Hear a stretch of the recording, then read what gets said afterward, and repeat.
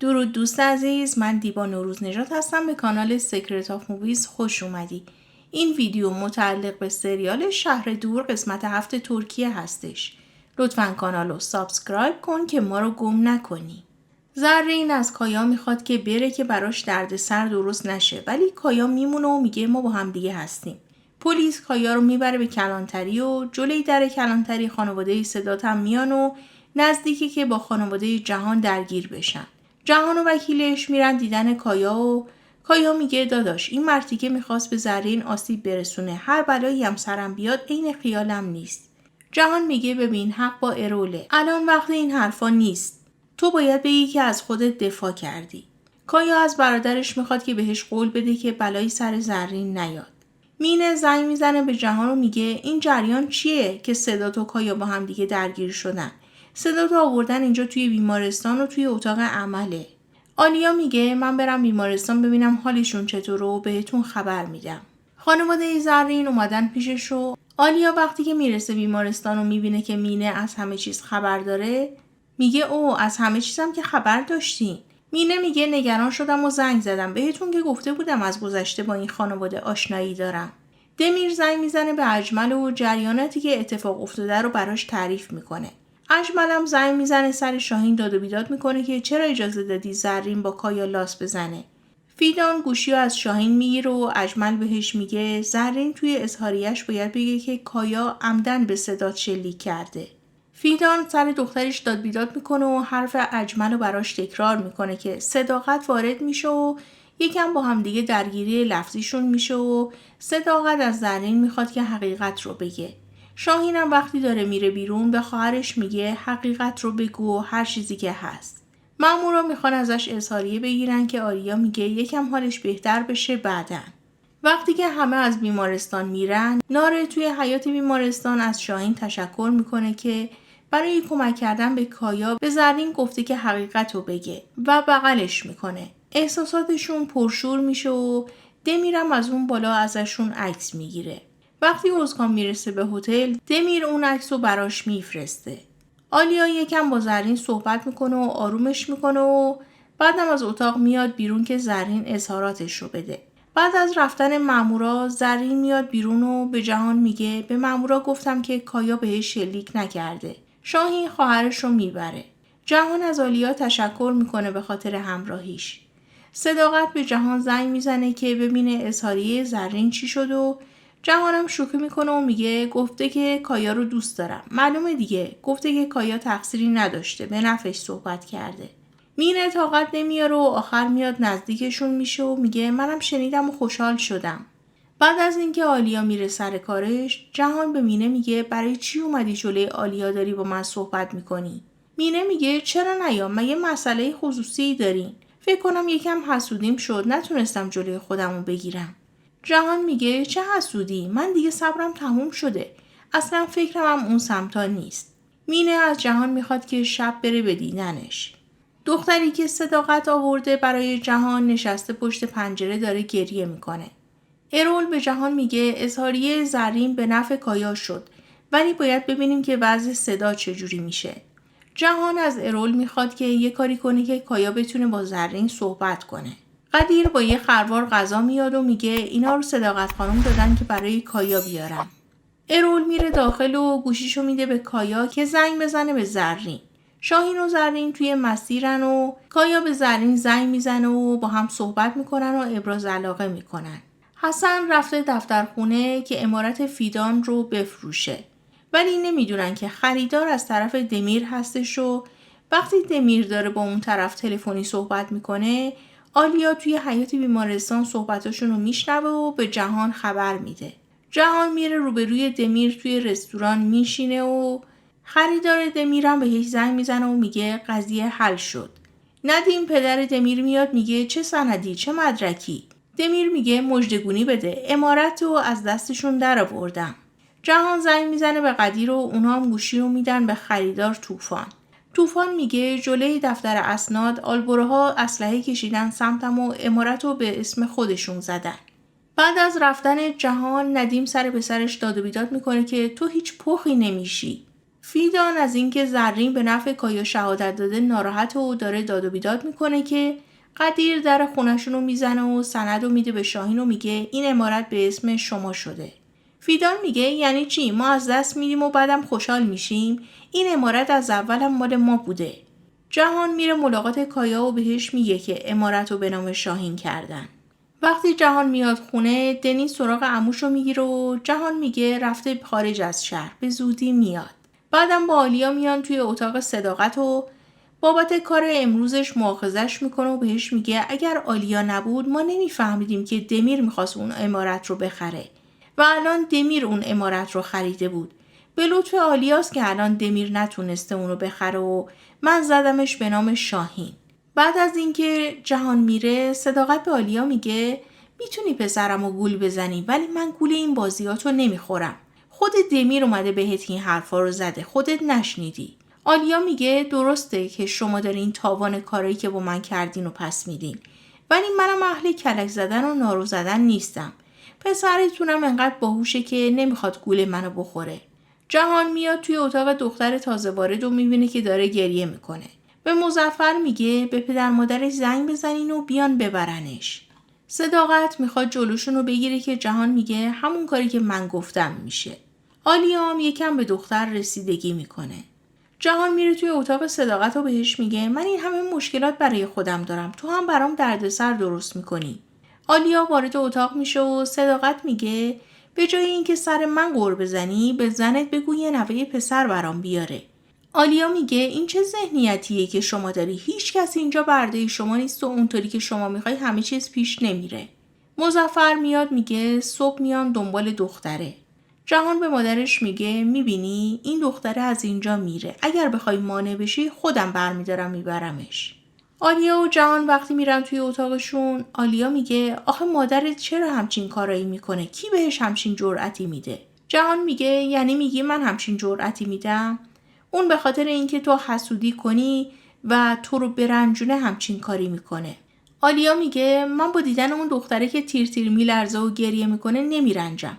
به خاطر ازدواج کردن با تو به اندازه کافی آزرده خاطر شدم. اگر تا اینجا ویدیو رو دوست داشتی لایکو بزن که ادامه بدیم. دنیز وارد اتاقشون میشه و یکم با عموش دارت بازی میکنن و جهان از خانواده آلیا میپرسه و آلیا میگه من هیچ کسی رو ندارم، بهتون گفتم که تنها کسی رو که دارم پسرمه.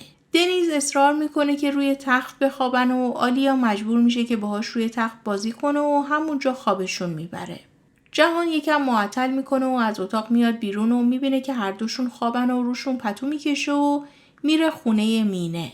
نصف شب پدر و مادر دختر میان و میخوان ببرنش که آلیا متوجه میشه و میاد بیرون و میگه جهان کجاست؟ شما مادرش هستین؟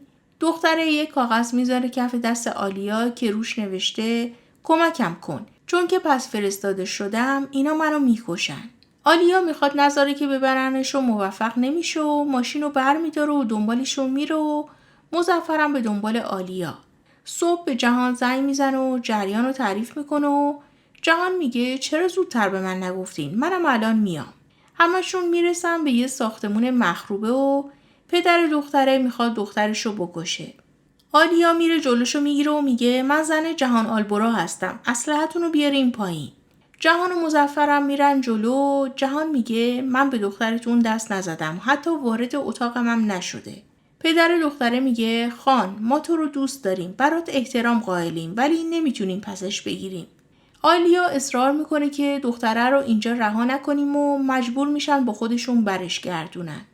جهان تو ماشین به آلیا میگه چرا میری دنبالشون رو تعقیبشون میکنی؟ الان ما دختره رو برگردونیم به عمارت، مادرم از این قضیه سوء استفاده میکنه و خونه رو تبدیل به حرم سرا میکنه. آلیا میگه خوبه دیگه تو هم سلطان سلیمان میشی. وقتی میرسن خونه صداقت میگه ماشاءالله میبینم که با رسم و رسوماتمونم سازگار شدی، بدو رفتی هواتو برگردوندی، دیگه با هم دیگه وظیفه عروس بودن رو به جا میارین. آلیا میگه وقتی این دختر بیچاره رو میآوردین میدونستین که برگشتش مساوی با مرگشه، دلتون نسوخت؟ صداقت میگه چرا دلم سوخت، ولی تا وقتی اینجا بود جاش امن بود، خودتون خواستین بفرستینش. مینه به جهان زنگ میزنه که چی شد؟ عجله‌ای رفتی؟ و جهان سربسته جریان هوا و اینجور چیزا رو تعریف میکنه. وقتی آلیا و جهان دارن میرن بیرون، دنیز میاد میگه من حوصله‌ام سر رفته و با هم بادبادک بازی کنی. آلیا میگه مامان جون من دارم میرم بیرون و یه وقت دیگه این کارو انجام میدی. صداقت میگه اشکالی نداره، ما با هم دیگه میریم شکار. جهان میگه مامان عجبا واقعا. صداقت میگه آلیا خانم به جای اینکه بره به دیگران رسیدگی کنه بشینه خونه به بچهش رسیدگی کنه. جهان و آلیا با هم دیگه میرن روی پشت بوم و با بچه یکم بادبادک بازی میکنن. شاهین به ناره زنگ میزنه و میگه میخوام ببینمت. آلیا توی ماشین توی مسیری که دارن میرن به جهان میگه مامانت از این وضعیت سوء استفاده میکنه. باید دنیز رو ببریم یه مهد کودکی چیزی ثبت نامش کنیم. جهان مخالفت میکنه و میگه نه اصلا امن نیست و نمیتونیم همچین کاری بکنیم. وقتی آلیا رو میرسونه بعد از رفتنش مینه میاد سوار ماشین میشه که ببینه قضیه هوو چی بوده. آلیا از گوشی بیمارستان زنگ میزنه و میگه گوشیمو اونجا جا گذاشتم و قرار میشه که بیاد گوشیشو از جهان بگیره. جهان به مینه میگه پیاده شو. نمیخوام آلیا بفهمه که ما با هم دیگه رابطه داریم و به زور مینه رو پیاده میکنه. بعد از اینکه آلیا گوشیشو میگیره و خداحافظی میکنه، مینه میاد به جهان میگه چرا نمیخوای ما رو با هم دیگه ببینه؟ جهان میگه ببین من این دختره رو مجبور کردم که با هم ازدواج سوری بکنه.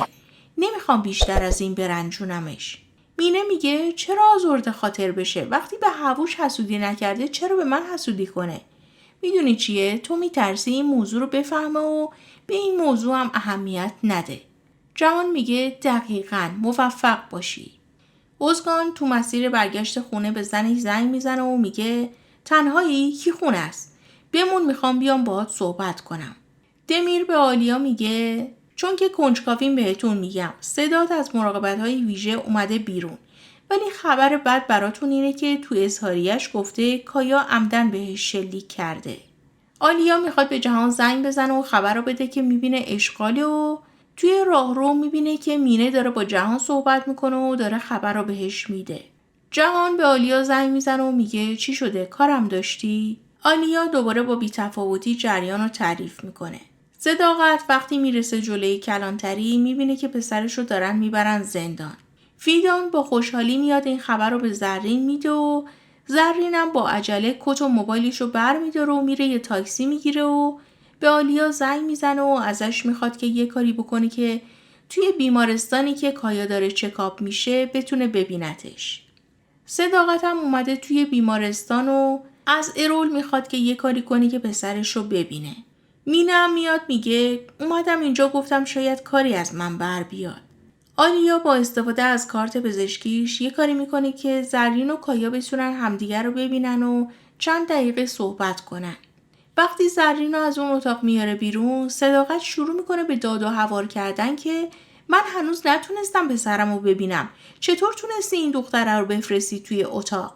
میخواد آلیا رو بزنه که جهان دستشو میگیره و میگه به هیچ وجه دیگه اجازه نمیدم همچین کاریو بکنی. فیدان میاد دخترش رو میبره. ناره میخواد بره توی جریانات برادرش باشه ولی اوزگان دستش رو میکشه و میبرتش توی ماشین خودش و عکس رو بهش نشون میده و میگه تو همش گفتی که همه چی توی گذشته مونده. خجالت نکشیدی از من، از بچه‌ای توی شکمت؟ شماها با هم میخوابین؟ ناره به زور از ماشین پیاده میشه و با همدیگه درگیر میشن. ناره میگه به خاطر کایا ازش تشکر کردم. اوزگان میگه اون بچه‌ای توی شکمت هم مال شاهینه؟ ناره یه چک میزنه تو گوش اوزگان و به زحمت خودشو میکشونه و میره به سمت خونه. شاهینم میبینتش.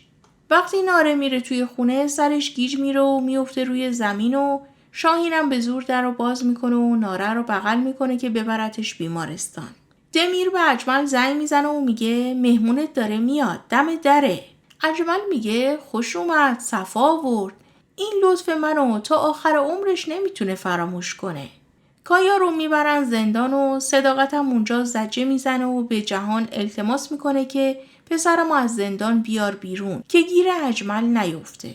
آلیا وقتی استحصال جهان و حال بد و فشاراشو میبینه دستشو میذاره روی بازوی جهان و مینم که دورتر وایساده از حسادت و ناراحتی چشماش پر از اشک میشه. مرسی که تا اینجا همراه هم بودی. به نظرت عشق زرین و کایا ارزش این همه فداکاری رو داره؟ و اینکه آینده رابطه جهان و آلیا رو چطور میبینی؟ تا ویدیوی بعدی، خدا نگهدار.